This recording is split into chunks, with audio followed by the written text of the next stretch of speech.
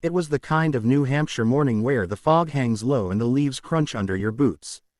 Karoline Leavitt, former congressional candidate turned rising media figure, was late for a segment taping in Boston. Her SUV had sputtered and hissed its last breath just outside a sleepy little town she'd barely heard of. Frustrated, she called AAA, but no one would arrive for hours. Then, from a dusty garage across the road, an elderly man with oil-streaked hands and a faded red Sox cap ambled over. His name was Ray. "Need a hand, miss?"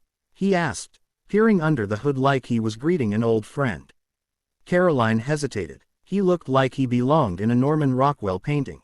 "It's probably electronic. These newer engines need a specialist." Ray just chuckled. "Sweetheart, I've been fixing engines since Vietnam. I think I can manage." He spent the next 45 minutes tinkering in silence, only breaking it to ask her about her life, her work, her passion for public service. She told him she wanted to give voice to people who felt forgotten. Ray just nodded and said, "That's a good fight." Finally, with a flick of the wrist and a knowing smile, the engine roared back to life. She offered him money, more than a fair share. He waved her off. "No charge. Just promise me something.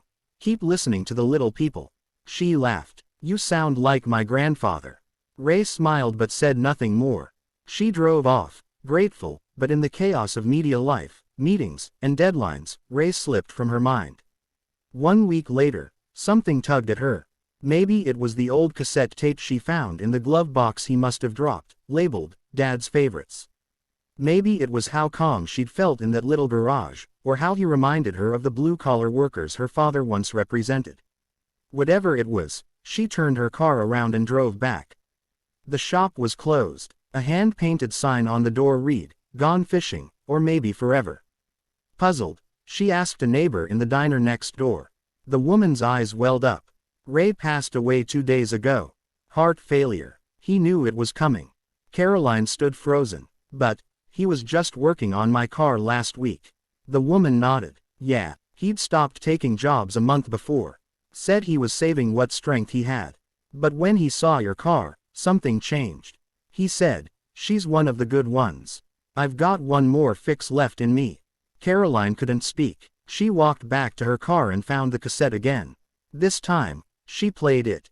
Old country songs, some Sinatra, then, a scratchy voice. Ray's voice. "If you're hearing this, I guess I'm gone. Just know, every time you fix something for someone, you fix a little piece of yourself too." Tears streamed down her face. 2 weeks later, Karoline returned to town. Not with cameras, not with a news crew, but with her hands in her heart. She set up a community fund in Ray's name to help train young mechanics and support aging veterans. The garage was restored and renamed Ray's Fix It and Hope Garage. Every year since, on that same foggy morning in October, she drives back to that garage, lays flowers by the workbench, and plays that old cassette. Because sometimes, the most powerful campaign isn't run for office, but for humanity. The years rolled on. The story of Ray and Karoline slowly made its way around the country, not through press releases or political speeches, but through the people who passed by that little garage in New Hampshire. Travelers stopped to take pictures. Veterans left coins and medals by the steps. Mechanics from nearby towns donated tools. And young men and women, many of them raised in small, forgotten communities, started showing up, asking how they could learn what Ray knew. Karoline made sure they could. The Raymond Ray Miller Scholarship Fund paid for their classes, their toolkits, even helped some with housing. One of the first graduates, a young woman named Sophie, wrote Karoline a letter. "Greater than, Miss Leavitt, I never knew Ray, but I walk past his photo every day in the shop, and I feel like I owe him everything. I was on a path to nowhere. Now, I fix cars, and lives. Just like he did." Karoline kept that letter in her office. Not the sleek media studio in Boston, not the old campaign headquarters, but the corner desk at the garage, where Ray's dusty chair still sat. That garage became more than a tribute. It became a heartbeat. A place where people remembered that dignity didn't come from titles or suits, but from calloused hands, generosity, and quiet integrity. One snowy evening, 5 years after that first encounter, Karoline sat beside the fireplace at the garage's winter community dinner. Locals had gathered to eat, laugh, and share memories. A little boy tapped her arm.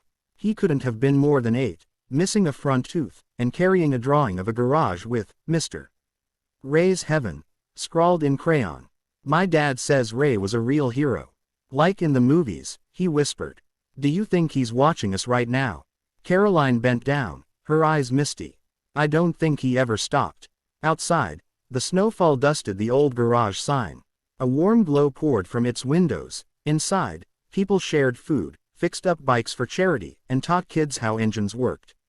Ray never asked for recognition. He simply gave what he had to give.